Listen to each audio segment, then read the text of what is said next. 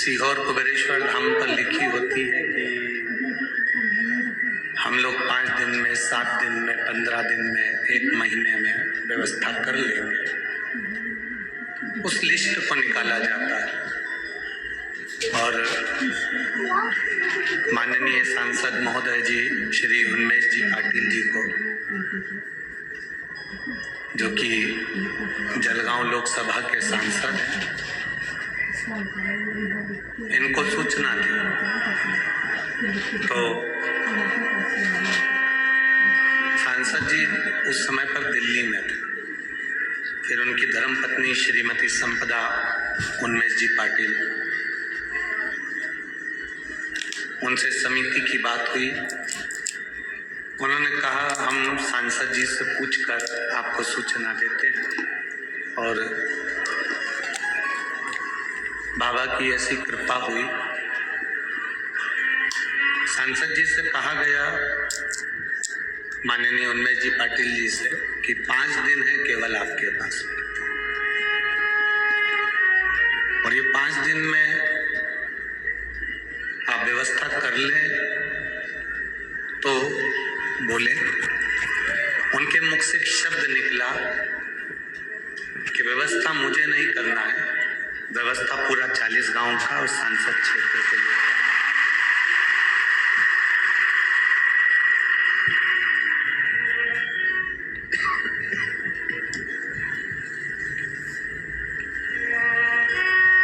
ये व्यवस्था मैं नहीं करूंगा, ये व्यवस्था पूरी वाले हैं, वो सब इस व्यवस्था को करेंगे।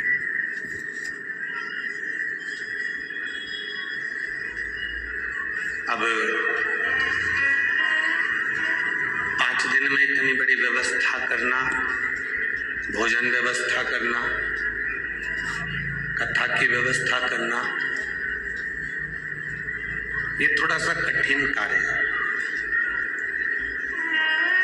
पर भगवान शिव की कृपा ऐसी हुई,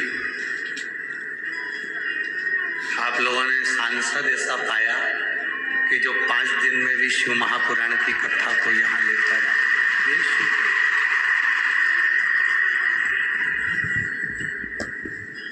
और बिना प्रभु की कृपा के कुछ नहीं हो सकता। आप लोगों के लोटा भर जल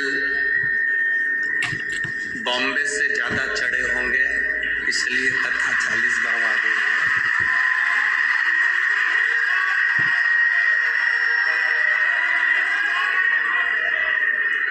ये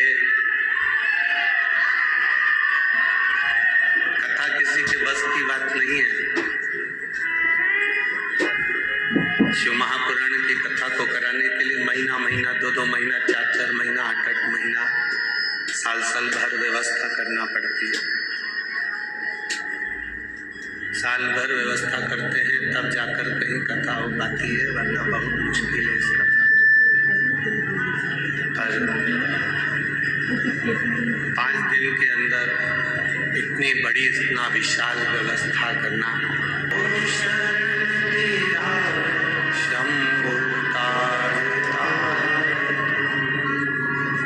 ये शिव की कृपा के बिना, भगवान शंकर की उदारता के बिना, शंकर की करुणा के बिना ये आपको प्राप्त नहीं हो सकता।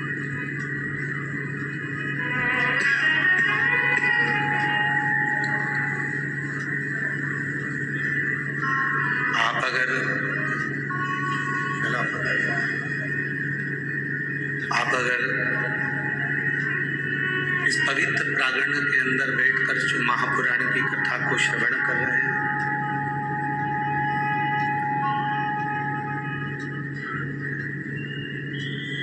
जिस भाव से आप कथा को श्रवण करने के लिए आए हैं, जो तुम्हारे मन की अभिलाषा है, जो तुम्हारी इच्छा है,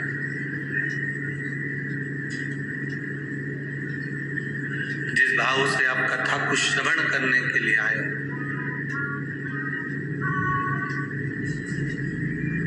कहते हैं कि राम जी जब अवध के राजा बने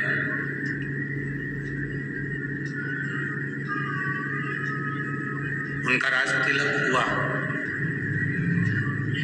तो माता कौशल्या, माता कैकेयी, माता सुमित्रा जी ने गुरु बाबा से कहा और गुरु जी से कहा कि हमारे अवध की एक रीति है, हमारे अयोध्या का एक रीत है कि राम जी जब राजा बनने हैं, अयोध्या में जो राज सिंहासन पर बैठता है, जब उसका राज तिलक होता है, सभा में जितने बैठे रहते हैं, जो मांगते हैं राम जी को वो देना ही पड़ेगा।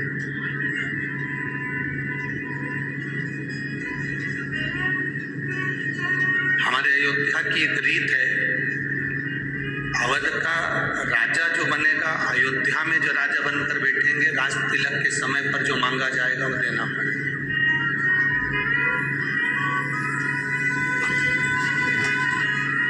जो भी मांगा जाए वो देना है।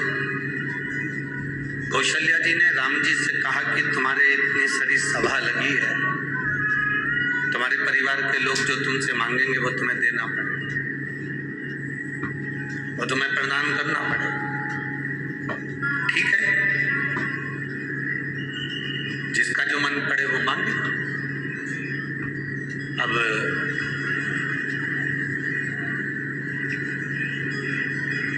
लक्ष्मण जी से कहा कि पहले तुम जाओ मांगने के लिए, क्योंकि तुम भी 14 वर्ष का वनवास से वापस लौट कर आए। बहुत सावधानी से कथा सुनना। 40 गांवों में 5 दिन की कथा मिली है। इतनी झोली भर कर सुनना कि बाबा अगली कथा में एक पत्र तुम्हारा भी भेजे और उसमें लिखा हो कि मेरे मन की बात बात।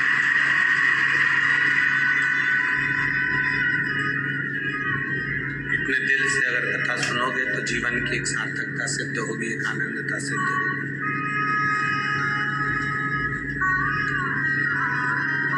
लक्ष्मण जी को भेजा कि पहले तुम मांगो। लक्ष्मण जी गए, भैया राम के चरणों को प्रणाम किया। कौशल्या जी ने कहा हमारे यहाँ की रीति है, जब राम जी राजा बने हैं, अवध के सिंहासन पर जो बैठेगा उससे जो मांगोगे वो देगा। लक्ष्मण जी ने मांगा कि मुझे भैया राम के चरणारविंद की सेवा चाहिए। राम जी ने सेवा दे दी। भरत जी से कहा आप मांग लो। भरत जी ने राम जी के चरणों की सेवा मांगी, उनको भी सेवा दी। शत्रुघ्न से कहा गया कि तुम मांग लो, तो शत्रुघ्न जी ने भरत जी के चरणों की सेवा मांगी तो उनको दे दी। उर्मिला आई, उन्होंने अवध के सेवा मांगी, सेवा दे दी। मांडवी आई, उसने अपने पति के चरणों की सेवा मांगी, वो दे दी। शत्रुघ्न जी की धर्म पत्नी शुद्ध कीर्ति है।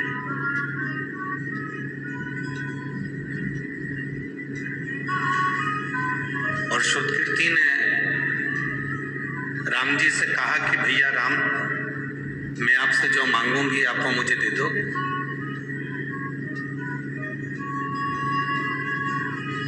मैं जो मांगूंगी वो आप देना पड़ेगा। कौशल्या जी ने कहा शुद्ध कीर्ति कैसी बात करती है, यहाँ जितनों ने मांगा राम जी ने सबको सब कुछ दिया, तो फिर आपको क्यों ना दे।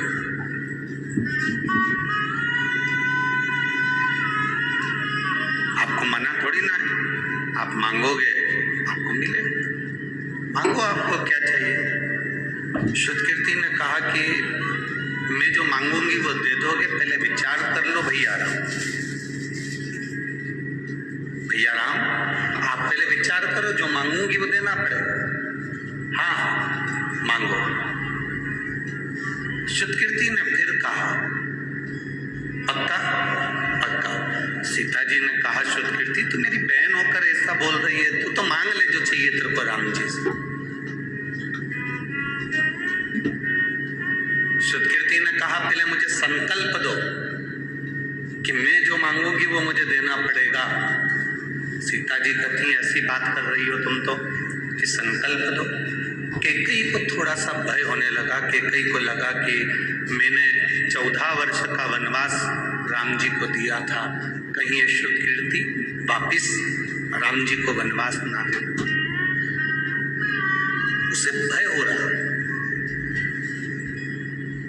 उसको भय उत्पन्न हो रहा।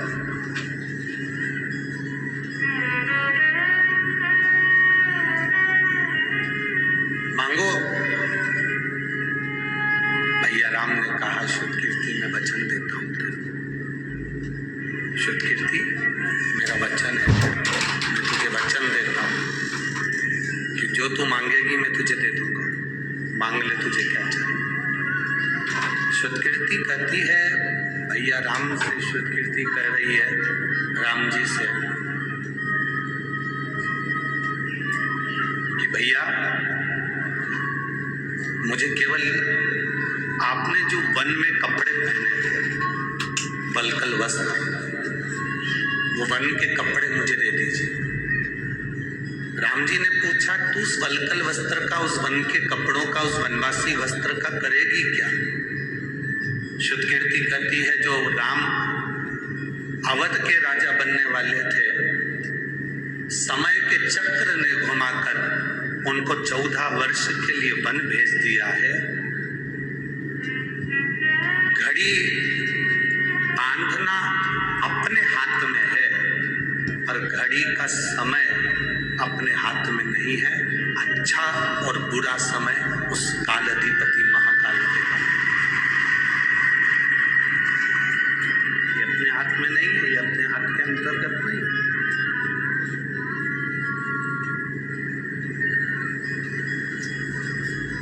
घड़ी बांधना अपने हाथ में हो सकता है, पर समय अपने हाथ में नहीं हो सकता। घड़ी देखना अपने हाथ में है, पर समय देखना अपने हाथ में नहीं हो सकता।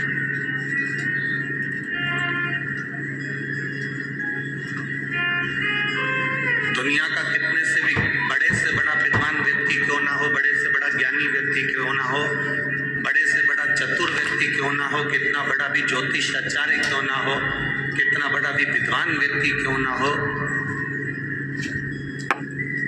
कितना बड़ा भी विद्वान क्यों ना हो, वो घड़ी देख सकता है, पत्रिका देख सकता है, नक्षत्र देख सकता है, फल देख सकता है, फेस रीडिंग कर सकता है, हस्त रीडिंग कर सकता है, वो सारी रीडिंग कर सकता है, और वो आने वाले समय की गणना नहीं कर सकता कि आने वाला समय कैसा होगा। किसको मालूम, किसको पता है? 40 गांव वालों ने भी कभी नहीं सोचा होगा कि ये कथा 40 गांव में हो जाएगी। कभी सोचा था तुम लोग? जितने लोग 40 गांव के बैठे हैं, कभी विचार करना, टीवी पर सुन रहे थे कि बॉम्बे में कथा है, रोज प्रचार हो रहा था कि मुंबई में कथा है, हर पल सोशल मीडिया पर चल रहा था कि बॉम्बे में कथा है, लिस्ट में चल रहा था कि बॉम्बे में कथा है, पर कब कथा उधर से पलट कर इधर आ गई। इस समय चक्र को जानना सबसे कठिन काम है। लिखा कुछ भी हो, कुछ भी हो। श्रुतकीर्ति जी कह रही है कि भैया बस मेरी एक अभिलाषा है, एक मन की तमन्ना है कि आप जो वल्कल वस्त्र पहने थे, आपने जो वल्कल वस्त्र धारण करे थे, आपने जो वस्त्र पहने थे, वो वस्त्र आप मुझे दे दीजिए। क्योंकि समय का कोई भरोसा नहीं, समय का कोई ठिकाना नहीं है, समय का कोई भरोसा नहीं है कि कब अच्छे जीवन को चलते चलते व्यक्ति की जिंदगी में कब दुख आ जाए, कब तकलीफ आ जाए, इसका कोई ठिकाना नहीं।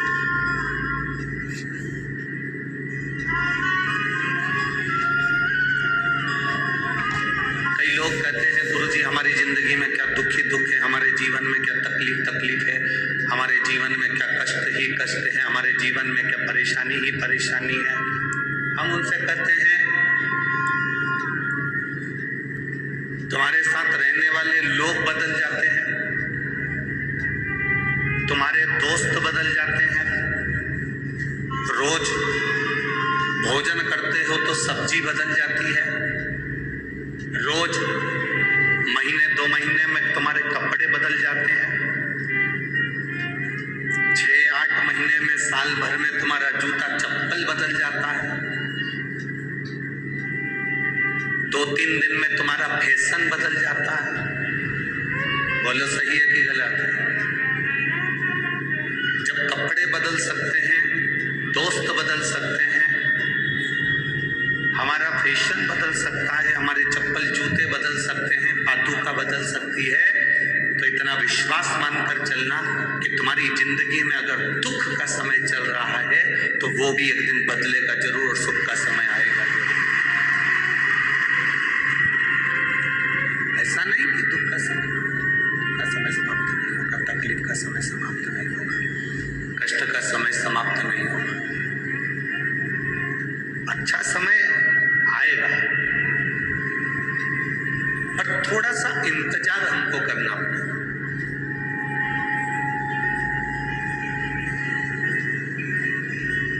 500 वर्ष लगे संघर्ष करते करते करते करते 500 वर्ष हो गए, और संघर्ष करते करते जब 500 वर्ष हुए, 500 वर्ष का संघर्ष करने के बाद राम अवध में वापिस विराजमान हो रहे हैं, तो ये हमको एक बल मिलता है कि जीवन में एक ना एक दिन पलटते जरूर, एक ना एक दिन समय बदलेगा, निश्चित है बदलेगा।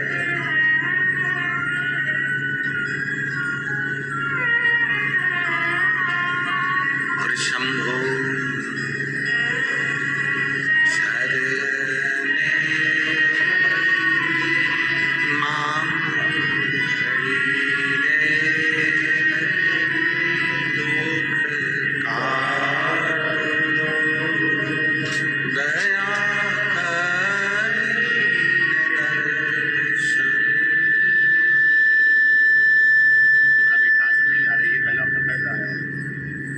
शंभो शरणे मांगो घड़ी रे, दुख काटो दया करीने दर्शन।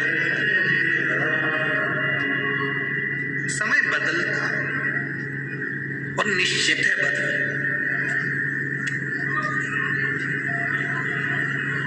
लोग कहते हैं गुरुजी शिव महापुराण क्या करती है? शिव महापुराण का कार्य क्या है? आप लोग लाखों की संख्या में पहुंचे हो,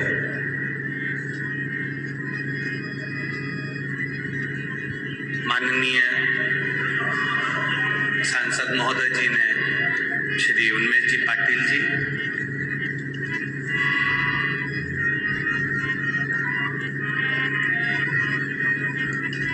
जितनी कथाएं हमने करी है, उन कथाओं में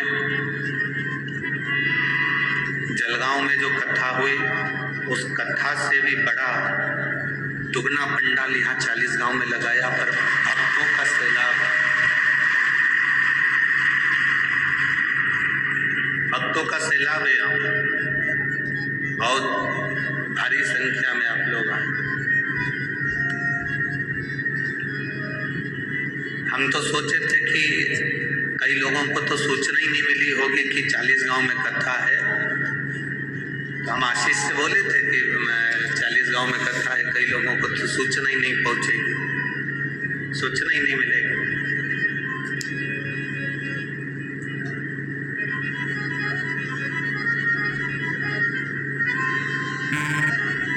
तब आशीष बोला था, गुरुजी ये महाराष्ट्र है,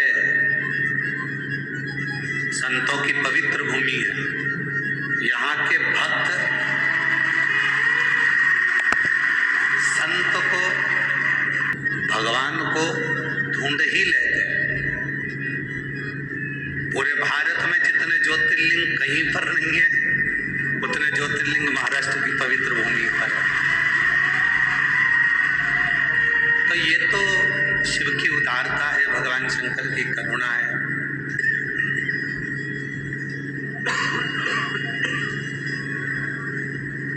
ये तो भगवान शिव की कृपा है, करुणा है, उनकी उदारता है, उनकी दया है, जो 5 दिन के अंदर इतनी व्यवस्था यहाँ करी गई और आप लोग भी इतनी संख्या में पहुंचे। क्या देती है शिवपुराण? आप लोग सुनकर चले जाएंगे। 5 दिन का किसी ने पूरा डेरा लगाया है। कई लोग ऐसे हैं जो 5 दिन यहीं पर रहेंगे, बिछाएंगे, सोएंगे, जो भोजन मिलेगा वो पाएंगे, कोई अभिलाषा नहीं।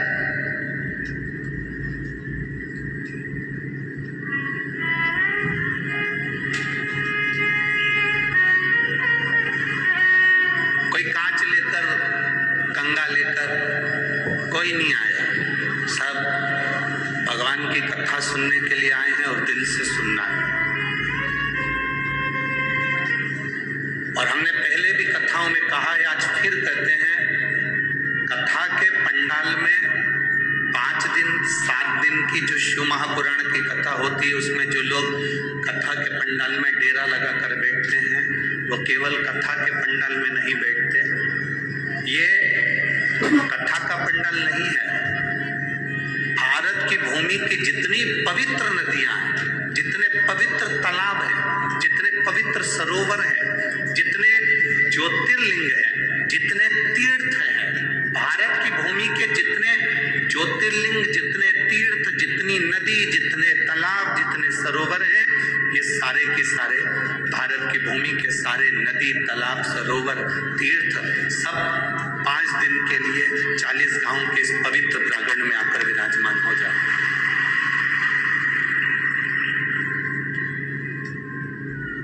आप केवल जाने के बाद ये मत कहा करो कि हम कथा सुनने गए थे। ना ना ना ना, आपको ये कहना है कि हम सारे तीर्थ यात्रा करने के लिए गए थे। पवित्र भूमि पर बैठकर हम तीर्थ यात्रा करें।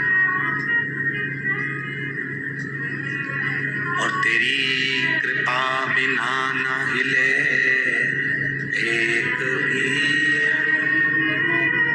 लेते। शिव महापुराण की कथा में स्वयं वेद व्यास जी ने लिखा, उमाखंड के अंदर जो जीव भगवान की कथा को श्रवण करने के लिए शिव महापुराण के पंडाल में पहुंचता है और हृदय से कथा का रस स्वादन करता है, जिस कामना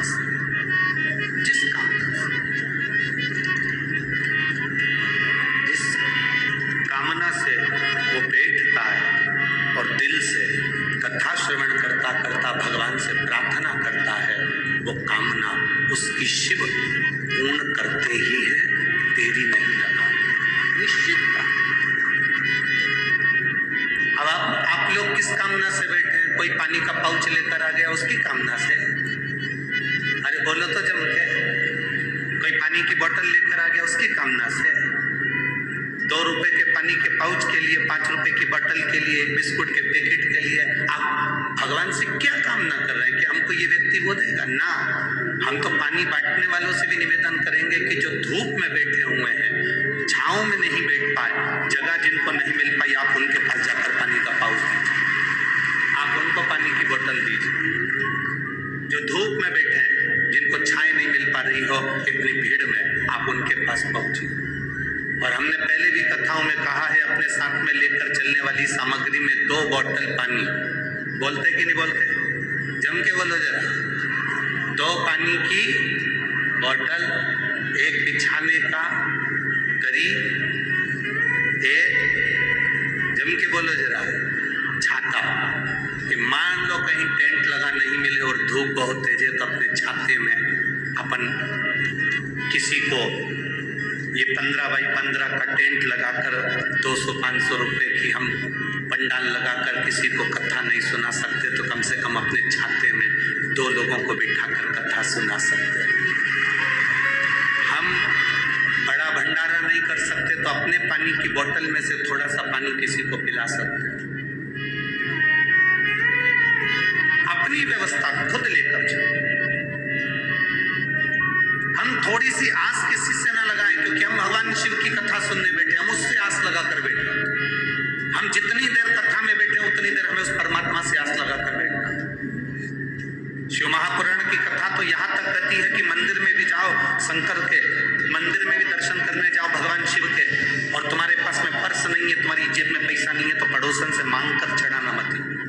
आरती में भी 1 रुपया पड़ोसन से मांग कर मत चढ़ाओ। भगवान के सामने भी 5 रुपया 10 रुपया पड़ोसन से मांग कर मत चढ़ाओ।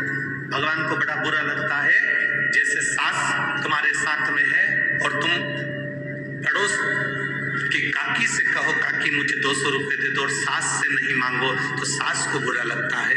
उसी तरह भगवान के मंदिर में भगवान के सामने तुम पड़ोसन से मांग कर आरती में पैसा चढ़ाओ या भगवान के सामने पैसा चढ़ाओ, भगवान ये नहीं चाहता। भगवान कहता है तेरा पिता मंदिर के अंदर बैठा है, तू एक बार मुझसे कहता तो मैं तुझे देता, तू मुझसे तो बोलता,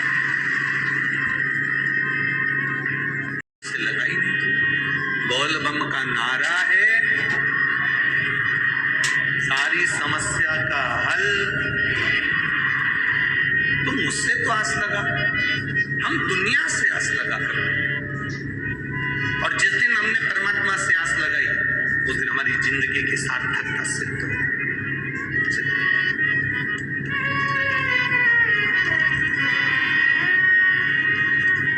दिल से सुनो, थोड़ी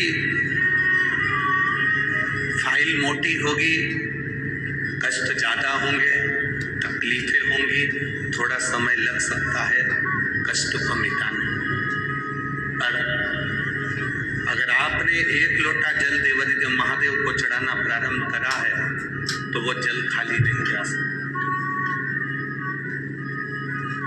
वो जल खाली नहीं जाएगा।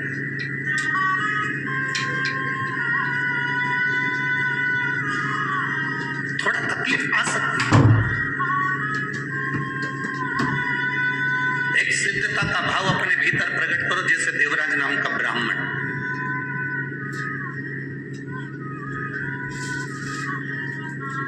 चोर है, धन नहीं है, पैसा नहीं है, चोरी का धन लेकर आया है और वो धन लेकर शिव जी के मंदिर में पहुंच जाता। इसको भी नहीं मालूम कि मेरी माता शंकर के मंदिर में 1 लोटा जल चढ़ाती रहे। आप में से कई माताएं ऐसी बैठी हैं, आप में से कई भाई ऐसे बैठे हैं कि घर के लोगों को भी मालूम नहीं पड़ने देती कि किसको साड़ी दिला देती है, कौन बहन बेटी को पाँव की पायल दिला देती है, किसको पानी पिला देती है, किसको भोजन करा देती है, भूखे को अन्न का दान दे देती है, पर किसी को मालूम नहीं पड़ने देती। आप में से कई माताएं ऐसी बैठी, आप में से कई भाई लोग ऐसे बैठे कि किसी को नहीं मालूम पड़ने देते कि कब कौन सा पुण्य कर कर चले जाते।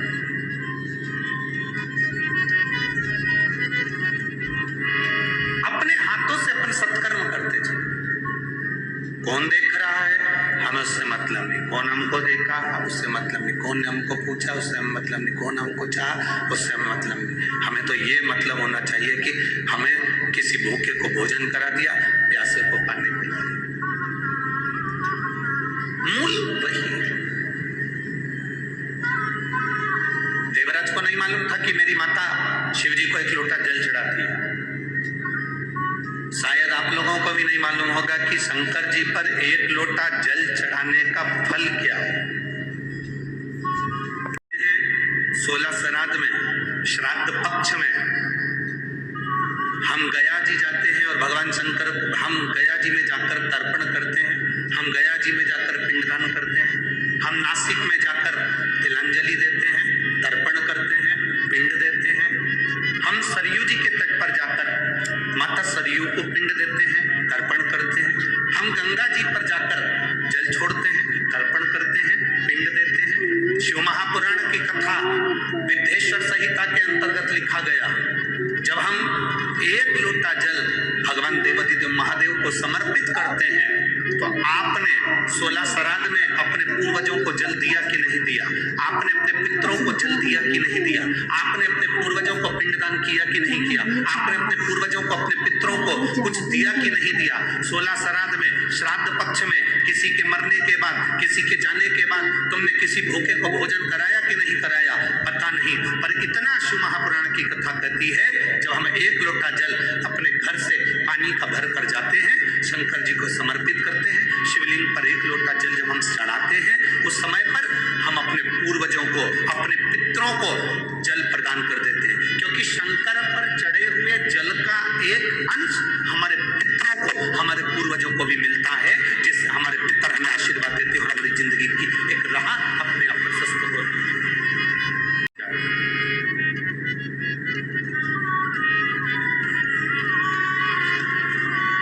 हम वो जल जो शिव जी को समर्पित कर रहे हैं, भगवान शंकर, भगवान देवाधिदेव महादेव को समर्पित कर रहे हैं, वो जल खाली नहीं जाता।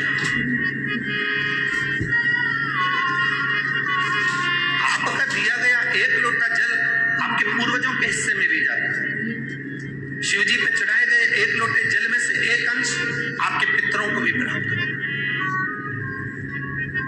अच्छा चलो एक बात आपसे पूछे, 40 गांव वाले सब उत्तर देना जरा अच्छे से, हो बड़ा ध्यान से उत्तर देना।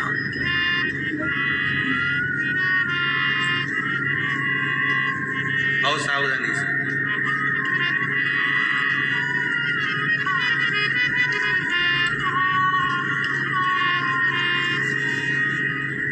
ये कार्यकर्ताओं से निवेदन है, आप लोग जो चल रहे हैं फिर रहे हैं बार बार, आप लोग अपनी जगह पर बैठ जाओ। और जिनको पानी देना है उनसे निवेदन है कि आप बाहर जो धूप में बैठे हैं, गर्मी में बैठे हैं, आप उनको पानी दीजिए। और जितने कार्यकर्ता खड़े हैं वो सब बैठ जाए, कोई भी कार्यकर्ता खड़े नहीं रहेगा। यहाँ जितने भक्त कथा सुनने आए हैं ये सब शंकर के भक्त हैं। होगा जी 3-4 दिन की कथा आप लोगों को प्राप्त होगी। आप क्यों अपना आनंद छोड़कर यहाँ वहाँ भटक रहे हो? दिल से सुनो, दिल से।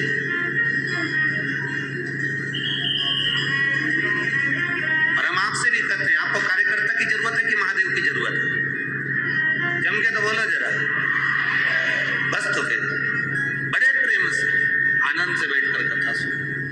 एक प्रश्न आपके भीतर, शिव महापुराण की कथा कहती है, विदेश्वर संहिता कहती है कि एक लोटा जल जब हम महादेव को चढ़ाते हैं, शिव जी को समर्पित करते हैं, तो उसमें से एक अंश पितरों के पास चले गया, एक अंश पूर्वजों के पास चले गया, एक अंश वास्तु शास्त्र के, वास्तु के देवता के पास चले गया, एक अंश नारायण के पास चले गया, एक अंश ब्रह्मा जी के पास चले गया, एक अंश इंद्र के पास चले गया।